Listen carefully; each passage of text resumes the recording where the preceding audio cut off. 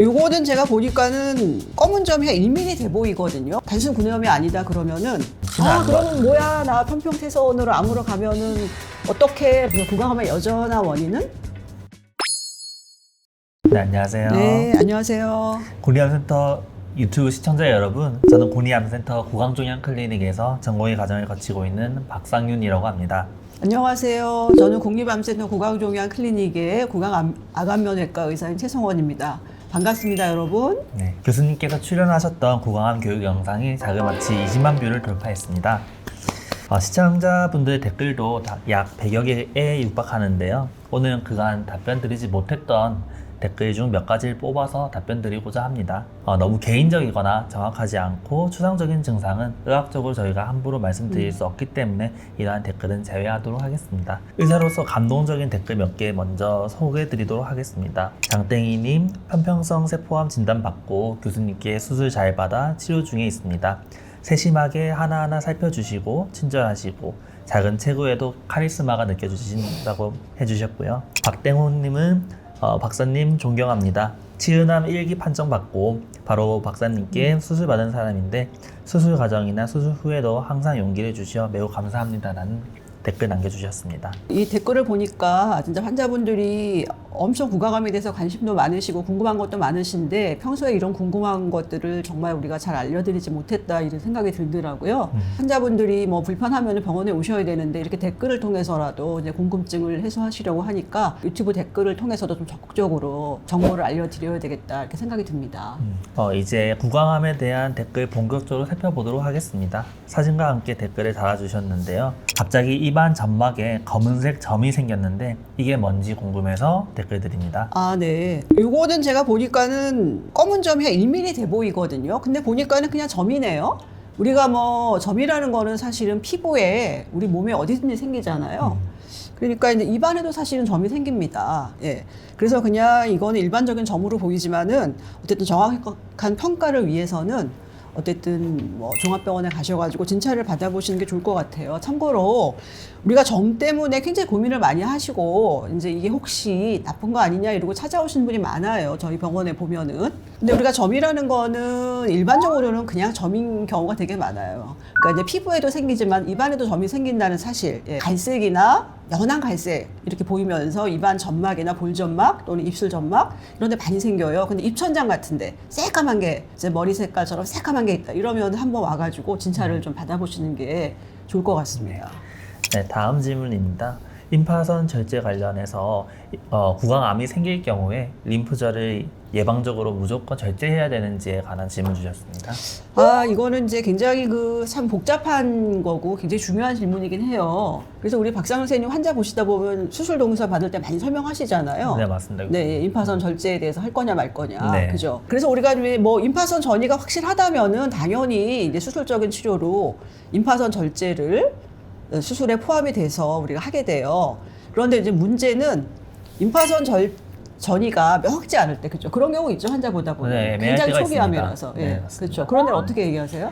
그럴 때는 예방적으로 저희가 절제가 필요할 경우에는 교수님 판단하에 제재를 하게 되기도 하지만 명확하지 않을 경우에는 림프절을 같이 절제하지 않고 지켜보는 경과관찰을 하는 경우도 있습니다. 네, 그러니까 우리가 이제 수술을 최소로 하고 암이 완치되면 제일 좋은 거죠. 수술을 많이 하고 암이 완치되는 것보다는 최소로 했을 때 재발이 안 되고 경제적으로도 최소의 수술로 완치되는 게 제일 좋은 거지만 우리가 암이 재발됐을 때 간혹 늦게 발견되면 그 시기를 놓치는 경우가 있어요, 사실은. 그래서 우리가 이제 굉장히 신중하게 판단을 해야 되는 건데 문제는 아까 제가 말씀드렸던 초기인 경우 있잖아요. 그래서 이제 그런 영상에서 명확지 않다 그러면 암이 조그만 경우에 암이 조그만 경우에는 우리가 임파선 전이 될 확률이 낮게는 20%에서 많게는 40%까지 있어. 특히나 서람이나 뭐 암의 부위에 따라서는 40%까지 또 임파선 전이가 보이지 않지만 수술해 보니까 임파선 전이가 이제 되는 경우가 있긴 하거든요. 근데 그런 경우를 판단해가지고 임파선 전이의 수술을 예방적으로 하지 않고 좀 지켜보는 경우도 있는데 이거는 사실은 우리가 명확한 답은 없고 사실은 선생님들마다도 또 병원마다 다 경험이 틀려요. 네. 그러니까 이제 그 환자의 상황에 맞게 판단을 하는 게 제일 중요할 것 같습니다. 다음 질문입니다. 그 점액성 낭종 관련해서 혀 앞부분 바로 아래에 아주 작은 뭔가가 약간 커지는 단계, 증상은 없고 이비인후과 간에 침샘 뭐라 하셨습니다. 점액성 낭종 모양은 나쁘지 않은데 수술을 하자고 하셨어요. 피 검사하고 내일 도려냅니다. 조직 검사 예정인데 특별한 증상은 없지만 일단 병이라고 하니까 입맛도 없고 이제 의욕 자체가 없다고 하십니다. 가족력은 이모님이 대장암으로 돌아가셨다고 하셨고 육안으로 모양이 나쁘지 않다고 했는데 조직 검사상에서 암으로 나올 수 있는지 그게 궁금하다고 여쭤봐 주셨습니다.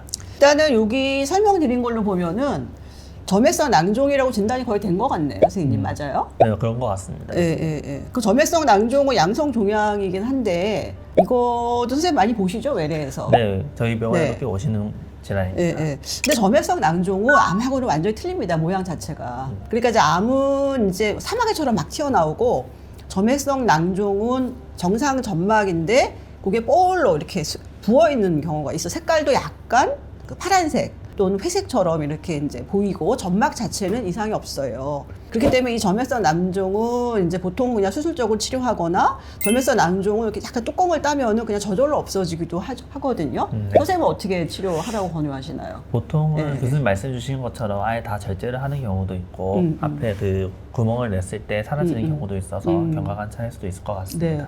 그래서 저희도 이거를 뭐 수술을 하기도 하지만은 일단 이걸 점액성 낭종으로 보이는 병변 자체가 암으로 진단되는 경우는 사실은 저는 거의 없으니까 걱정은 안 하셔도 될 것 같은데 이것도 마찬가지로 의심이 되면은 정확한 이제 전문가의 진찰을 보고서 판단하는 게 좋겠죠, 그죠? 네, 맞습니다. 네, 다음 질문입니다. 구내염 원인으로 관련해서 아버님이 혀에 생긴 구내염이 낫지 않아서 조직 검사를 해놓고 결과를 기다리고 계시다고 합니다. 이게 암이 아니라면 어떤 이유에서 이런 게 생길 수 있는 건지 궁금하다고 답변 남겨주셨습니다. 조직 검사 결과가 나오지 않았으니까 결과를 기다리시고 좀 조마조마하실 텐데 보통 뭐 구내염이라고 하면은 뭐 구내염이 제일 많겠죠, 그죠? 너무 걱정하지 마시고, 그죠? 네, 크게 예, 걱정은 예. 아직은 하지 않으셔도 될 것 같고요. 선생님은 그러면은 구내염을 진단하는데 어떻게 좀 기준을 잡았어요? 외래에서 환자보시면? 우선은 구내염 소견으로 구강암이 아닐까 걱정해서 오시는 분들이 계신데요. 네네.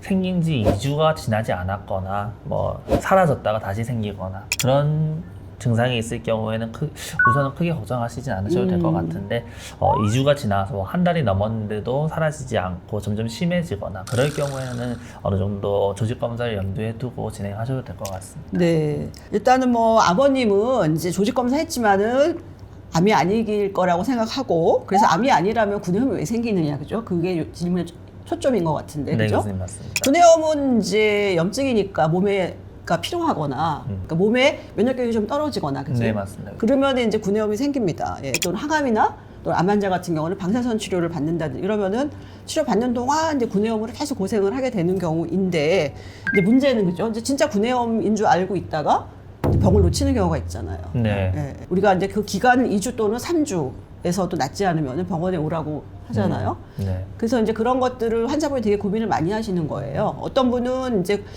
구내염인데 매번 찾아와서 막 걱정이 돼가지고 이거 암 아니에요 하시는 분도 있고, 또는 어떤 분은 뭐 3주, 4주 뭐 구내염도 굉장히 큰데 뭐 구내염이겠지 하고 네. 병을 키우는 경우도 있단 말이죠. 그럴 수도 있을 것 같습니다. 우리가 이제 입안에 뭐가 생겼다 하면은 당연히 염증이 없어지잖아요. 그래서 네. 그게 여기 우리 박상 선생님이 얘기하신 대로 2주 또는 3주 내 없어지지 않으면 병원에 와서 반드시 조직 검사를 해라. 우리가 근데 구내염이 보통 사이즈가 작아요. 네. 그리고 동그래요, 표면 자체가. 네. 단순 구내염이 아니다 그러면은 그 한 자리에서 계속 커져요. 없어지지 않고.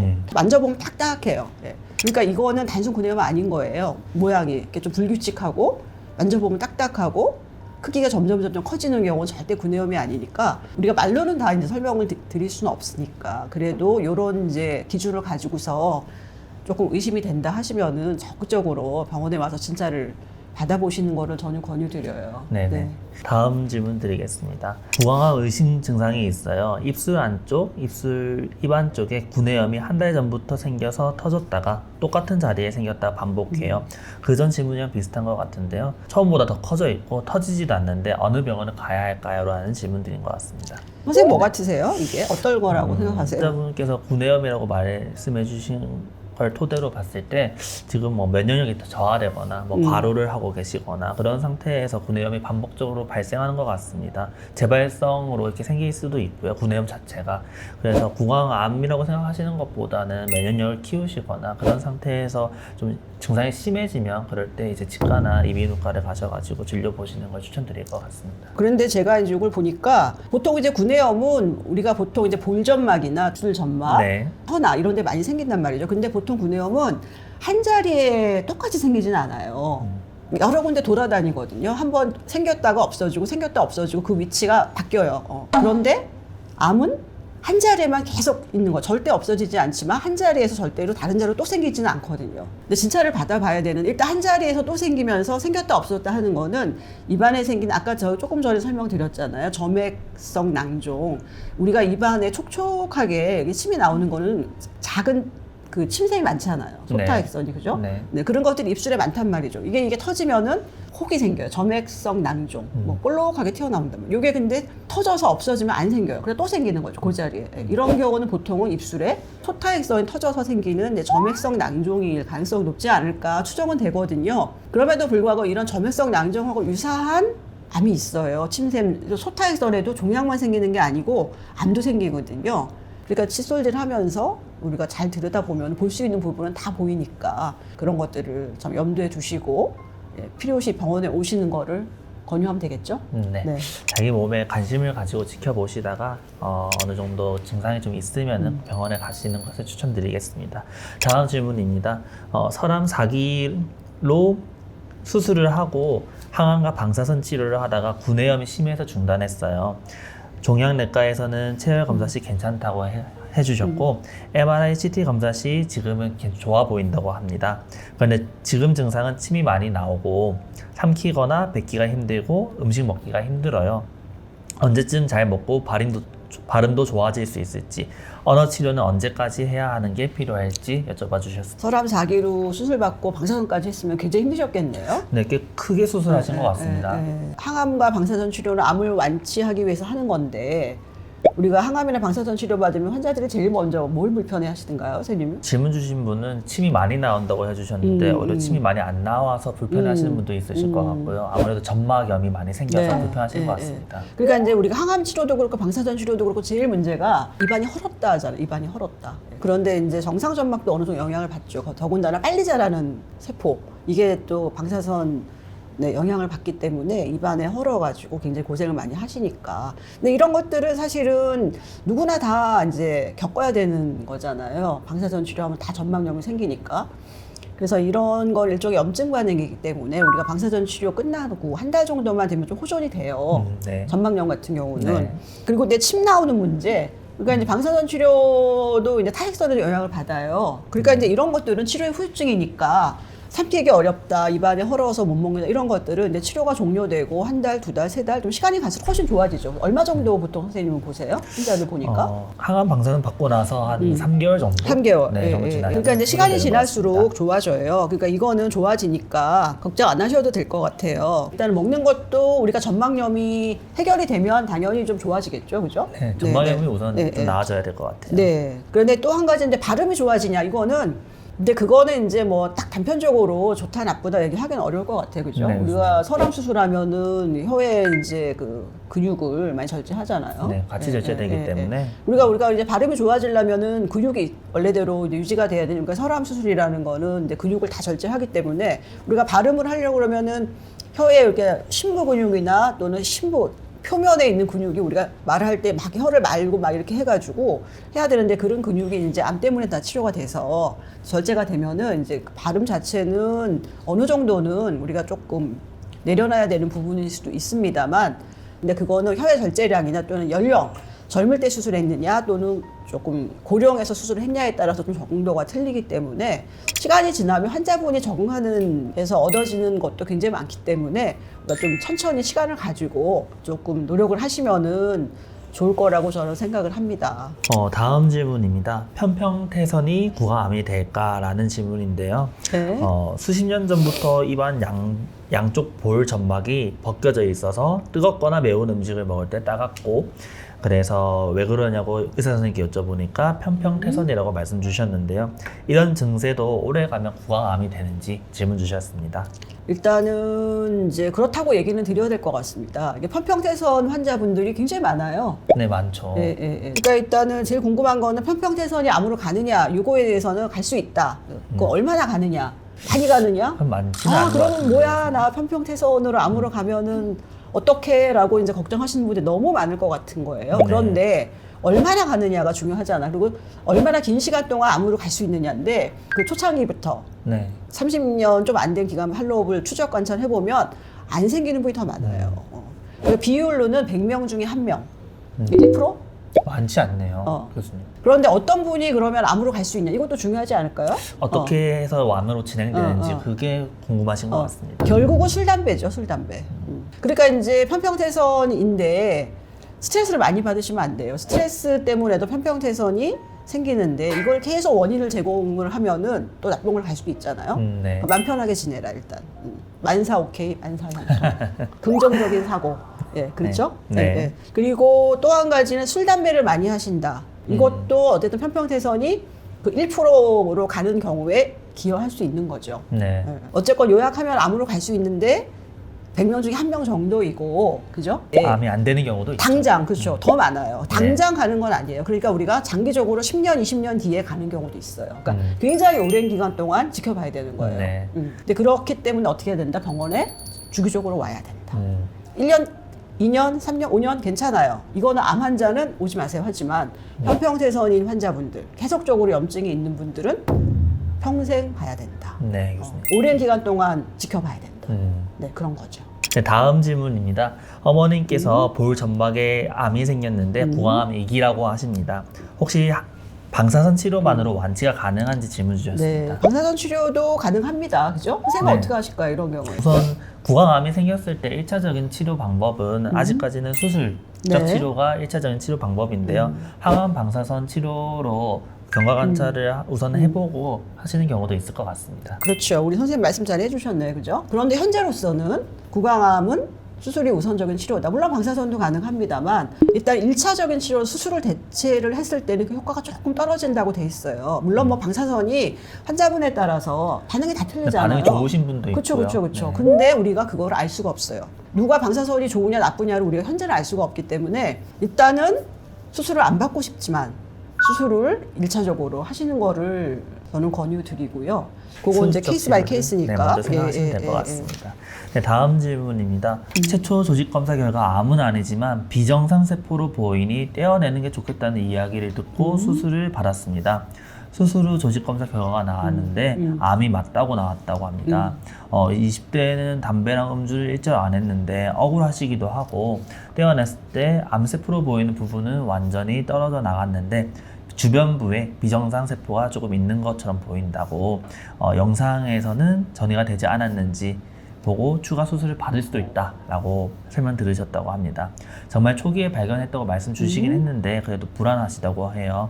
재발하면 어떡하지? 모르는 사이에 림프절로 전이가 되면 어떡하지? 그런 안 좋은 예감이 들고 찹찹합니다. 설암 초기 발견 후에 수술로 완치율은 어떻게 되고 재발률은 어떻게 되는지 질문 주셨습니다. 네, 그 요지는 설암을 초기 발견 후 수술 완치로 어떻게 되는가 이거네요. 야, 그래도 뭐 환자분이 초기에 발견돼서 너무 다행입니다. 네, 빨리 그러면은 수술하신 뭐 것 같아요. 굉장히 뭐 그러면은 뭐 잘 된 거죠. 뭐 네. 우리가 완치율이라는 거는 초기에 발견했으면 높잖아요, 상식적으로. 네. 그러니까 뭐 사람도 초기에 발견되고 처음에 이제 암인지 모르고 되게 애매해서 아마 수술하신 것 같은데요. 그런 경우는 거 100% 완치 또는 90% 완치. 네, 그렇게 완치가 되니까 전혀 걱정하실 필요가 없을 것 같아요. 또 설암을 포함해서 이제 완치가 된다, 1기, 초기다 그러면은 뭐 80% 이상, 90%. 그죠? 네. 그런데 진행성으로 3기다, 4기다 하면은 완치율이 조금 더 떨어지죠. 많이 떨어지죠. 또 경우에 네. 따라서는 병기에 따라서 완치율 자체가 굉장히 많이 차이가 나니까 뭐 초기 설암이다 그러면은 걱정하실 건 없을 것 같은데 단지 이제 또 임파선 전이를 좀 걱정하시는 것 같아요. 근데 이 초기 설암도 이제 케이스 바이 케이스 때 임파선 전이가 되는 경우가 있으니까는 이거는 이제 영상이랑 종합적으로 판단해서 또 임파선 전이 수술을 해야 될 수도 있을 것 같아요. 네. 몇 개월 주기로 영상을 찍으면서 경과 관찰 하시면 좋을 것 같습니다. 아, 그렇죠, 그렇죠. 3개월에 한 번 또는 뭐 더 짧게 받기도 하니까 경우에 네, 따라서는 초기에는, 그래서 네. 뭐 영상이나 또는 구강내 진찰 또는 뭐 이런 PET나 뭐 CT나 MRI 통해 가지고 주기적으로 체크를 하고 또 이상이 있는 경우도 즉시 치료가 할 수 있는 거니까요. 네. 예, 그렇게 하시면 될 것 같습니다. 네. 예. 그 다음 질문입니다. HPV 바이러스가 구강암을 일으키는지에 대한 질문 주셨습니다. 우리말로 인유두종 바이러스잖아요. 네, 그렇죠? 맞습니다. 교수님. 이게 제일 중요한 암이 어디죠, 선생님? 자궁경부암으로 작은 알고 있습니다. 경부암, 그렇죠. 또는 작은 경부암 또는 뭐 그 항문암, 그죠? 그런 것들이 이제 우리 생식기에 생기는 경우 인유두종 바이러스가 암을 유발할 수 있다고 돼 있는 것 같아요. 네. 근데 구강암은 어떨 것 같습니까? HPV 바이러스가 아직 결정적인 영향까지는 아닌 것 같습니다. 예. 그래서 이제 구강암의 그럼 원인이 뭐냐부터 한번 생각을 해봐야 될 것 같아요. 근데 네. 구강암은 일단은 아직까지는 제일 위험한 인자가 제일 네. 유발 술 담배죠. 네. 예. 흡연, 음주 같이 하면 우리가 이제 암 유발 확률이 20% 이상 올라가잖아요. 또는 네, 뭐 10년 담배가 있어. 우리는 안 하지만 우리가 이제 우리나라를 제외한 뭐 인도나 스리랑카, 파키스탄, 서남아시아 네. 거기 엄청 많이 발생하고 전 국민 1위가 구강암이에요. 그 나라들이. 그러니까 이제 구강암에서 인유두종 바이러스 유발은 굉장히 좀 관련이 많지 않다. 물론 이제 간혹 그런 경우가 일부는 있겠지만 대부분은 인유두종 바이러스랑은 상관이 없으니까 우리가 이제 단순히 백신을 맞는 건 좋은데 구강암 예방에서 백신을 맞는 그건 좀 아닌 것 같은 거예요. 네, 교수님. 그러니까 구강암의 여전한 원인은 술, 담배. 술, 담배. 술, 담배 끊으셔야 됩니다. 오늘 여러 댓글을 최성원 교수님과 함께 답변 드려보았는데요. 교수님 어떠셨는지? 굉장히 다양한 질문을 주셨고 굉장히 그 좀 날카로운 질문도 하셨거든요. 근데 우리가 이제 댓글을 보고 이렇게 하면은 정확하게 그 환자의 상황을 우리가 이해를 못 하잖아요. 직접 댓글로만 봐야 한계가 되죠. 있는 것 같아요. 일단은 병원에 내원하셔가지고 전문가 진찰을 받고 상담하시는 것이 가장 좋을 것 같아요. 네. 시청자분들이 댓글을 달아주실 때마다 빠르게 응답해드리고 싶지만 업무 형태상 그렇지 못할 수 있다라는 점 하야 같은 마음으로 너그럽게 양해 부탁드립니다. 얼마나 이제 간절하게 궁금하실까 그게 제가 마음에 와 닿아요. 예, 그래서 가급적 신속하게 또는 뭐 신속하게 못하더라도 다양한 형태로 댓글에 답변을 달아드리도록 노력을 할 것이고 또한 이런 그 유튜브도 그런 의미로 유튜브를 촬영했으니까 좀 적극적으로 많이 봐주시고 또 언제든지 또 궁금한 것이 있으시면은 병원에 내원하거나 댓글 달아주시면은 저희가 노력해서 알려드리도록 하겠습니다. 감사합니다. 네, 감사합니다. 감사합니다.